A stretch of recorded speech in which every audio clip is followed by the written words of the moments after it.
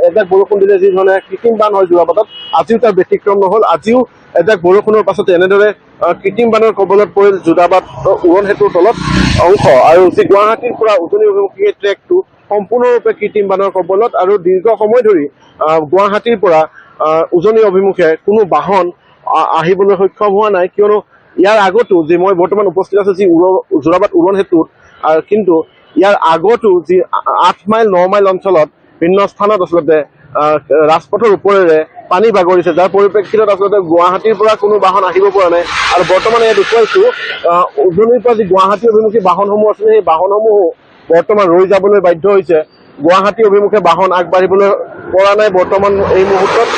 আৰু ক্ৰমাৎ যোৰাবাটৰ এই স্থানতো এই নলা দেখুৱাইছো, নলাৰে ক্ৰমাৎ পানী বাঢ়ি আহি আছে।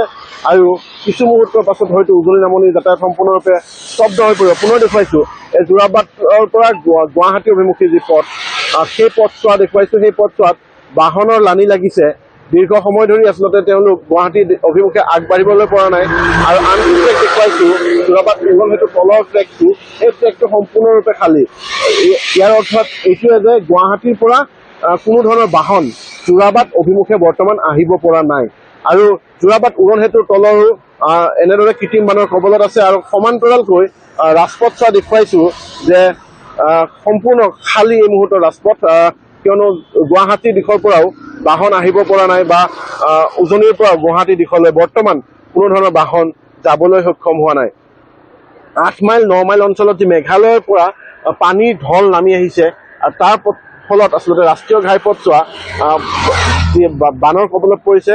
আৰু এই দেখুৱাইছো কিছু বাইক, দুচকীয়া বাহন গুৱাহাটীৰ দিশৰ পৰা আহিছে, আৰু তেওঁলোকে উৰণ সেতুৰ ওপৰ ভাগেৰে আহিছে, অৰ্থাৎ উজনিৰ পৰা গুৱাহাটী অভিমুখী ট্ৰেকটো ব্যৱহাৰ কৰিছে। দাদা এক মিনিট ৰৈ দিয়ে যদি অকণমান কথা পাতো। দাদা ক'ৰ পৰা আহি আছে? দাদা আমি বামুণী ময়দান পৰা আহি আছো, বামুণী ময়দান চানমাৰীৰ পৰা আহি আছো। ৰাস্তাৰ অৱস্থা একদমেই বেয়া। আমি বহুত আমি বেয়াকে আহিছো। জাগাই জাগাই পানী লগ হৈ গৈছে পুৰা, আৰু একদম নোলোৱাটোৱে ভাল। মানুহক ঘৰতে থাকক এইকেইদিন, কাৰণ এইফালে অৱস্থা বহুত বেয়া হৈ আছে। আপোনাৰ খানাপাৰাতো পুৰাই পানী পাইছো, আৰু আপোনাৰ পানী আছে এইখিনি আহা এই অকমান আগৰ পৰা গৈ পেলাই যে যাম পাবই আৰু গুৱাহাটী ফালে গাড়ী যাব নোৱাৰে। নাই 2-3 ঘণ্টাৰ কাৰণেতো নোৱাৰে আৰু গুৱাহাটী ফালৰ পৰা আহিব পাৰিছিলে, এই খানাপাৰাত আহি পেলাই ফাঁচি যাব। তাতে ডাঙৰ গাড়ীবোৰ অহা নাই, সৰু বাইকবোৰহে ওলাই আহিছে। দুইটা দিশৰ পৰা গাড়ী সম্পূৰ্ণৰূপে বন্ধ হৈ আছে।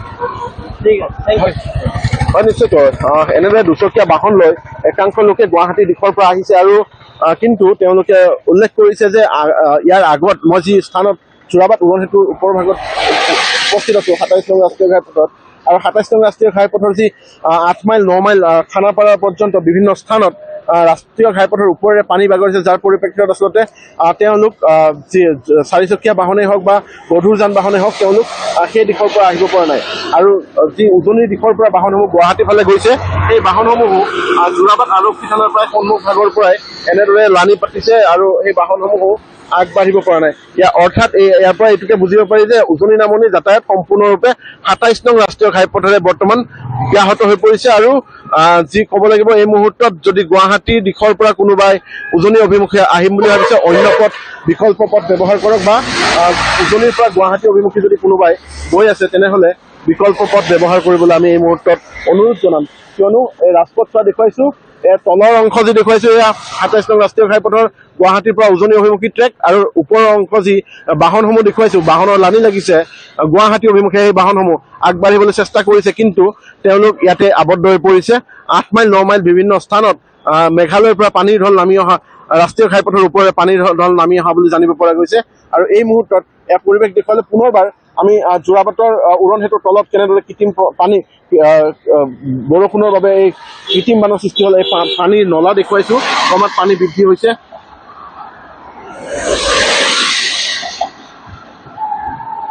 এয়া যোৰাবাটৰ পুনৰবাৰ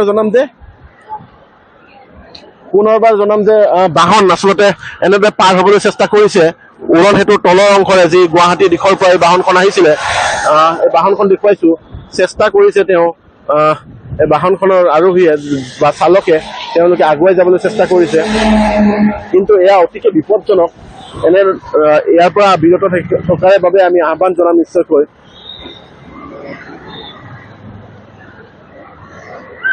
এই মুহূৰ্তত এয়া দেখুৱাইছো বাহনখন হয়তো বিকল হৈ পৰিল।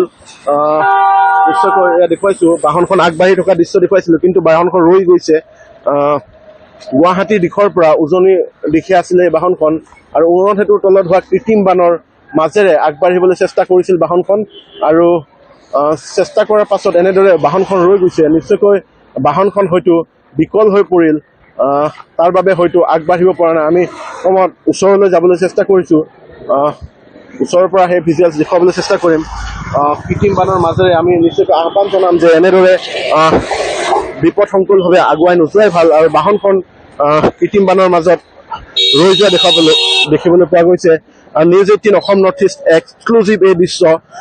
বাহন কেনেদৰে কৃত্ৰিম বানৰ মাজেৰে উৰণ সেতুৰ তলৰ অংশৰে পাৰ হ'বলৈ চেষ্টা কৰিছিল, কিন্তু বাহনখন গৈ থকা অৱস্থাতে এনেদৰে ৰৈ গৈছে।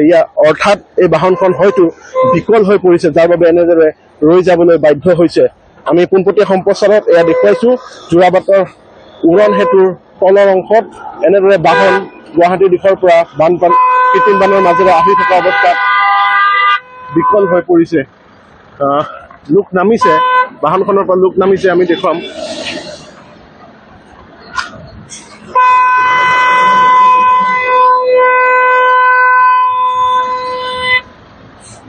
তীব্ৰ যান-জঁট ৰাষ্ট্ৰীয় ঘাইপথৰ ২৭ নং ৰাষ্ট্ৰীয় ঘাইপথৰ উৰণ সেতুৰ ওপৰ ভাগত, আৰু পোনপটীয়া সম্প্ৰচাৰত দেখুৱাইছো বাহন বিকল হৈ পৰিছে। উৰণ সেতুৰ তলৰ ভাগেৰে তেওঁলোকে আগুৱাবলৈ চেষ্টা কৰিছিলে, কিন্তু বাহনখন ৰৈ গৈছে। আমি সম্ভৱ হ'লে তেওঁলোকৰ ওচৰৰ পৰা দেখুৱাবলৈ চেষ্টা কৰিম। গুৱাহাটীৰ দিশৰ পৰা আহিছিলে এই বাহনখন, আৰু নিশ্চয়কৈ আমি সন্দেহ কৰা ধৰণৰে হ'ল বাহনখন বিকল হৈ গ'ল, আৰু যাৰ বাবে আচলতে এনেদৰে ঠেলি পাৰ কৰিব লগা হৈছে। আমি দেখুৱাইছিলোঁ কিমান বিপদসংকুলভাৱে এই বাহনখনে পাৰ হ'বলৈ চেষ্টা কৰিছিলে, কৃত্ৰিম বানৰ মাজেৰে পাৰ হ'বলৈ চেষ্টা কৰিছিলে, আৰু তাৰ পাছতে আচলতে বাহনখন বিকল হৈ পৰিলে। এয়া news 18 Assam north east exclusive দৃশ্য দেখুৱাইছোঁ। যোৰাবাট উৰণ সেতুৰ তলৰ ২৭ নং ৰাষ্ট্ৰীয় ঘাইপথৰ এয়া দৃশ্য, আৰু বাহন বিকল হৈ পৰিছে, যাৰ বাবে এনেদৰে ঠেলি লৈ আগবাঢ়িবলৈ তেওঁলোক বাধ্য হৈছে।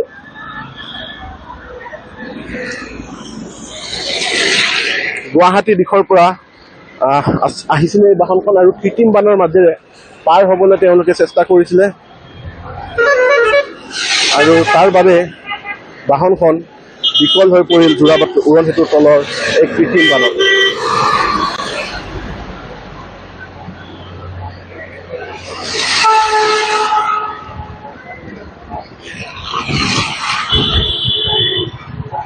বৰ্তমানে যোৰাবাটৰ কৃত্ৰিম বান কমা নাই, আৰু যি ক'ব লাগিব ক্ৰমাৎ পানী বাঢ়ি আছে, আৰু মেঘালয়ত হোৱা বৰষুণৰ ফলত যোৰাবাটৰ ৮ মাইল ৯ মাইল অঞ্চলত পথৰ ওপৰেৰে বাগৰিছে পানী। আৰু নিউজ 18 অসম নৰ্থ ইষ্টত আমি দেখুৱাইছোঁ কৃত্ৰিম বানৰ কবলত থকা ২৭ নং ৰাষ্ট্ৰীয় ঘাইপথৰ উৰণ সেতুৰ তলৰ অংশ, যি গুৱাহাটীৰ পৰা উজনি অভিমুখী ট্ৰেকেৰে এই বাহনখন কৃত্ৰিম বানৰ মাজেৰে আচলতে পাৰ হ'বলৈ চেষ্টা কৰিছিলে, তাৰ পাছত বিকল হৈ পৰিল, আৰু বাহনখন এনেদৰে ঠেলি যি আৰোহী আৰু চালক আছিলে তেওঁলোকে এনেদৰে ঠেলি লৈ যাবলৈ বাধ্য হৈছে।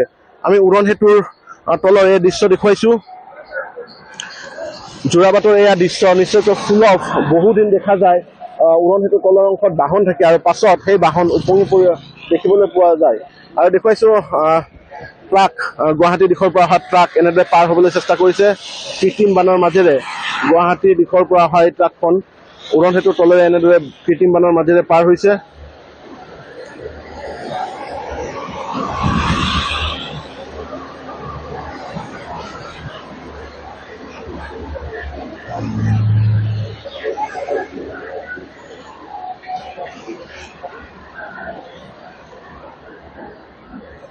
এনেদৰে আচলতে বিপদসংকুলভাৱে দুই এখন বাহন পাৰ হ'বলৈ চেষ্টা কৰিছে, কিন্তু দেখুৱাইছোঁ গুৱাহাটী দিশে যিসমূহ বাহন গৈ আছিলে সেই বাহনসমূহ ক্ৰমাৎ ৰৈ যাবলৈ বাধ্য হৈছে, আৰু যোৰাবাট উৰণ সেতুৰ ওপৰলৈ সেই বাহনৰ লানি লাগিছে।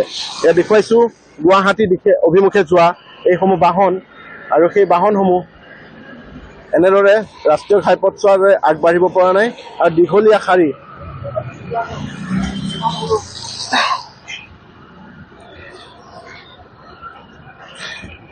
মুহূৰ্তত নিউজ 18 অসম নৰ্থ ইষ্টৰ যিসকল দৰ্শকে আমাৰ এই পোনপটীয়া সম্প্ৰচাৰ চাই আছে তেওঁলোকলৈ আহ্বান জনাম, যদি গুৱাহাটী অভিমুখে অহাৰ কাম আছে তেনেহ'লে বিকল্প পথ ব্যৱহাৰ কৰক। এয়া দেখুৱাইছে গুৱাহাটীৰ দিশৰ পৰা কিছু বাহন যোৰাবাট উৰণ সেতুৰ ওপৰেৰে আহিবলৈ দিছে বা এই পথ ব্যৱহাৰ কৰিবলৈ অনুমতি প্ৰদান কৰিছে বা এই পথেৰে আহিবলৈ দিয়া হৈছে, কিয়নো উৰণ সেতুৰ তলৰ অংশত কৃত্ৰিম বান্ধ।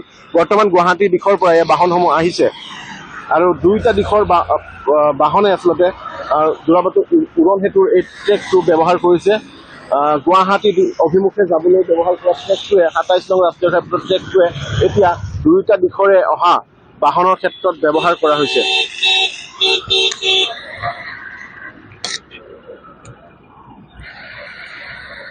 এয়া দেখুৱাইছো গুৱাহাটী দিশৰ পৰা এই বাহনসমূহ আহিছে আৰু উৰণ সেতুৰ ওপৰেৰে এই বাহনসমূহ উজনি অভিমুখে আগবাঢ়িছে।